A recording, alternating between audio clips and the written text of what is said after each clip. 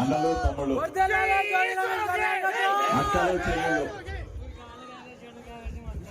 పెద్దలందరికీ కూడా మనస్ఫూర్తిగా నమస్కారాలు తెలుపుకుంటూ ఈరోజు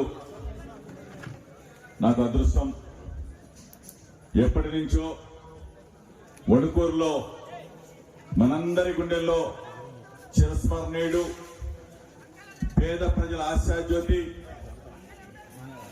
మనందరి దేవుడు డాక్టర్ వైఎస్ రాజశేఖర రెడ్డి గారి విగ్రహాన్ని ఈ రోజున ఆవిష్కరించుకున్న అవకాశం కల్పించిన వణుకూరు గ్రామస్తులందరికీ కూడా మనస్ఫూర్తిగా అందరికీ కూడా నమస్కారాలు తెలుపుకుంటూ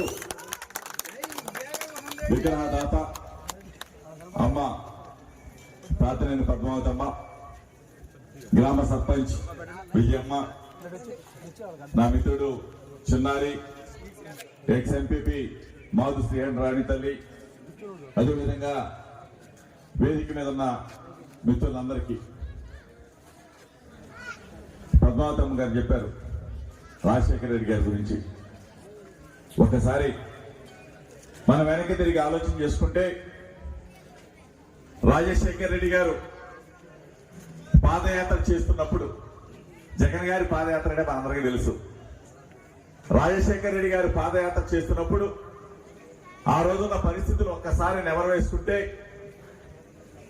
మొత్తం కూడా రాష్ట్రం అంతా కరువు పరిస్థితులు, కనీసం తాగటానికి మంచినీళ్ళు లేని పరిస్థితులు, త్రాగటానికి మంచినీళ్లు మనమే కాదు కనీసం పశువులకు కూడా నీళ్లు లేని పరిస్థితుల్లో పశువులను కూడా అమ్మేసుకుని ఇతర రాష్ట్రాలకు అమ్మేసుకునే పరిస్థితులు. మన రాష్ట్రంలో ఉన్న చాలా మంది జనాభా ఇతర రాష్ట్రాలకు వలస వెళ్లే పరిస్థితులు. ఆ పరిస్థితుల్లో ఒక్కబోని ధైర్యంతో పాదయాత్ర చేసి నేనున్నాను, ఈ రాష్ట్ర ప్రజలకి నేను అండగా ఉంటానని చెప్పేసి పాదయాత్ర చేసి ఆ రోజున్న పత్రికలు అవ్వచ్చు, ఆ రోజున ఇల్లు మీడియా అవ్వచ్చు, చంద్రబాబు నాయుడికి 200 సీట్లు వస్తున్నాయని చెప్పేసి రాసిన పరిస్థితులు. అంటే ఉమ్మడి రాష్ట్రం 293 అసెంబ్లీ స్థానాల్లో చంద్రబాబు నాయుడికే 200 స్థానాలు వస్తాయని చెప్పిన పత్రికలు కాంగ్రెస్ పార్టీ ఆ రోజున నిర్వీర్యం చేసే పరిస్థితులు. ఆంధ్రప్రదేశ్ రాష్ట్రం కాదు, భారతదేశంలోనే కాంగ్రెస్ పార్టీని నిలబెట్టిన యోధుడు ఎవరైనా ఉన్నాడు అంటే డాక్టర్ వైఎస్ రాజశేఖర రెడ్డి.